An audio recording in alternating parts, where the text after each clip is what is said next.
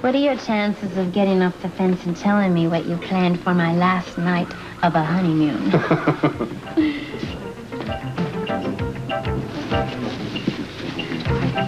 I'm sure it's going to be wonderful, as long as we don't have any special guest appearances by the Quartermaines. Yes, it's true.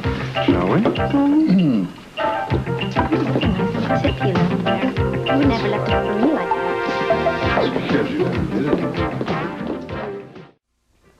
What can I do for you, Dr. Quartermaine? How's that amnesia patient of yours coming along? He made a remarkable recovery. Really? What happened? Well, it was really quite wonderful. He got hit on the head a second time and remembered who he was. His family was thrilled to have him back. They were sure he had died. He'd been missing a long time? Yes.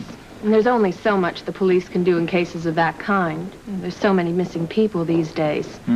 Family gives up hope after a while. Is there any chance at all that he might have been faking the whole thing? Well, why would he do that? I don't know. Maybe he wanted to make a fresh start, skip out on his family? Well, I suppose that's possible, but surely there must be easier ways of starting over in life. But there's no way of knowing, is there? Not for sure. Either way, his memory came back when he was ready to face his problems. It's all part of the healing process. Well, will you wish him the best of luck for me, please? I gotta go now.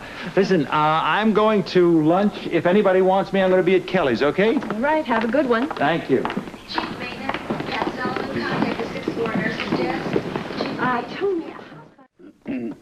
You still haven't answered me, Lila. About what, dear? About the apartment I found. I thought you'd jump at the opportunity to get out of this joint. Well, it was your idea to move in here, Edward. Oh, that's right, dear. Go ahead. Throw it right up in my face. I think it was one of the best ideas you've ever had. I just love living here. You gotta be kidding. I haven't had a decent night's sleep since we moved in here. Well, you have Alan to blame for that. Well, I don't know who to blame, but I just want to get out of here. But that's impossible. No, it's not impossible. I found this very nice apartment. It's not very large, but it's in a good section of town. And what's more important, dear, we can afford it. I'm sure it's very nice, dear, but you're forgetting my business. Well, I suppose you're referring to that bootleg PicaLila that you and Ruby are pushing. Our relish business is booming. Sales figures are up or they're increasing every week. I can't possibly turn my back on success like that. Well, I'm not saying you should turn your back on it, but good Lord, do we have to live right in the middle of it? The smell of that stuff has permeated every square inch of this place. I wake up in the middle of the night dreaming of hot dogs. Well, that is precisely why we can't move, dear. You see, our relish is produced right here in Kelly's, and I would love to stay on top of production. Besides, I don't want to let down my partners. But if you're referring to that bunch of waterfront hoodlums, I'm sure they'd be just as happy if you'd let them hang out on the street corner along with the rest of their friends. Edward, that's an awful thing to say. They're a lovely bunch of boys. I just hope that Alan Jr. and Jason turn out as well. Perish the thought. Well, I can't leave here until the end of the summer at least. That's when my partners go back to school. Well, don't think I am going to give up on trying to get you out of here. Business or no business. There must be. Very good, very good. Thank you, gentlemen. Thank you very much. Doo-doo-doo-doo.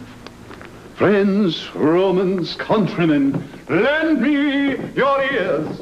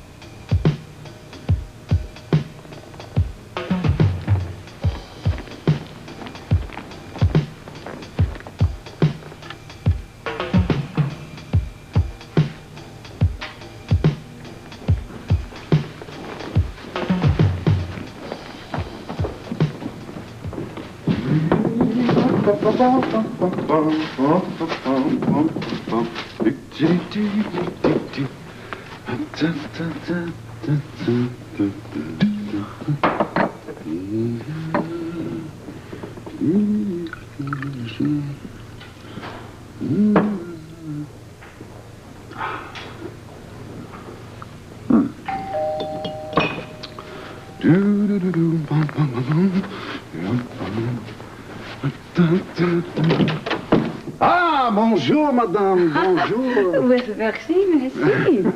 Hello, I thought you might need some help getting ready for tonight. Oh, yes, another day, another country. All this traveling's got me exhausted and thirsty. Would you care to join me? Well, I'd love to, thank you. Good. And it's nice to see the workmen have been here. Well, I certainly could have done it alone, that's for sure. Yes, just as well. I would not like to have Ellen find us alone here. It's not funny, Sean. I have told you Alan is a very jealous man. I wouldn't worry about Alan if I were you. I don't think he'll come anywhere near this place. Oh, really? How can you say that?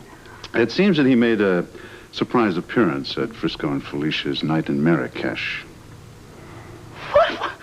Why would he do something like that? Somehow he must have overheard our plans, our romantic plans for Frisco and Felicia. And knowing Alan, he assumed that it was you and I are going to take a honeymoon of our own. So, he and a photographer stood out here on the balcony, waited until we were in a compromising position, and, Stumbled in and made fools of themselves. yes, something like that. And that photographer, I will bet you a lot of money, was the private detective that Alan's hired. Oh, yes, the illustrious Chuck Morrison. Oh, I would have given anything to have seen his face when he discovered it was Frisco and Felicia. He must have been fit to be tied, believe me. Yes, tied's a good word. Speaking of tied, I need to get a good lawyer to get me untied for my marriage to Alan. I thought you were going to use the attorney in New York. Well, I thought so too, but it seems it's not quite a good idea, really. He's been a corporate lawyer for the Quartermaines for many years. I don't think he would really be on my side. You may be right. How about somebody local, Jake Meyer?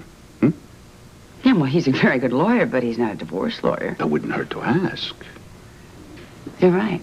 Mm-hmm. It wouldn't hurt to ask. That's it, Mr. Donnelly. We'll be back in a while with the props for tonight's setup. Ah, thanks a lot. You guys have been just great. Thank you. Take care, huh? Hello. Do you know that I wish that this could be our honeymoon from beginning to end? I'll tell you one thing, though. I wouldn't have to leave the country to know I'm crazy about you. I have to call Jake Myers right now.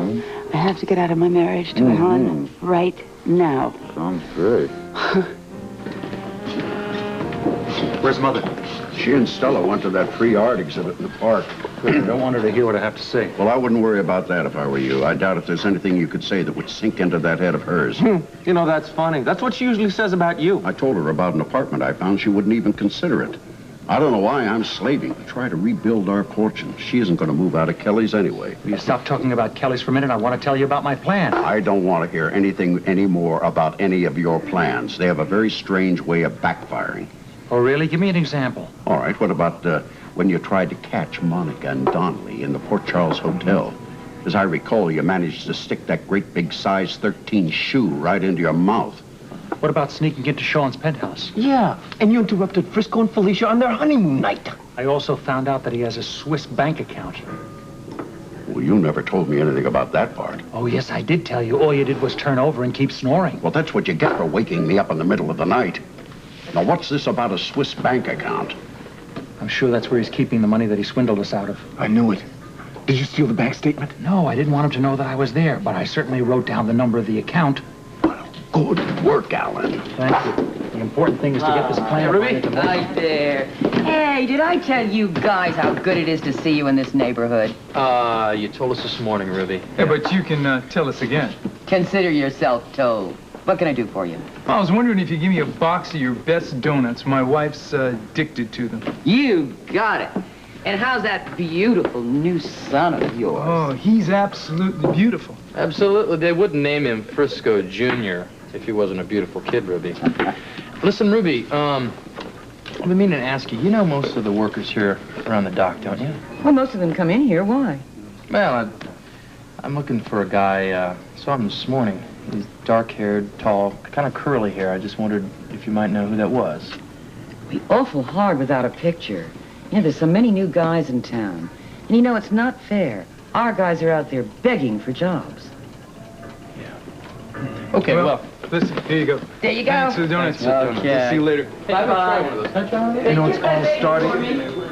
it's all starting to make sense. You know, I ran into this guy, sort of a local drunk on the docks. He said he saw a guy pulling a package out of a crate right in front of Sean Donnelly's warehouse. Why not? He runs a shipping company. The package was full of money. Hey, maybe that's how Donnelly is getting our money out of that Swiss bank account. That's exactly what I'm thinking. I gotta tell you something, it doesn't really matter. If we get my plan into operation, it's gonna put Sean and Monica behind bars and get the family fortune back. Well, this must be some plan.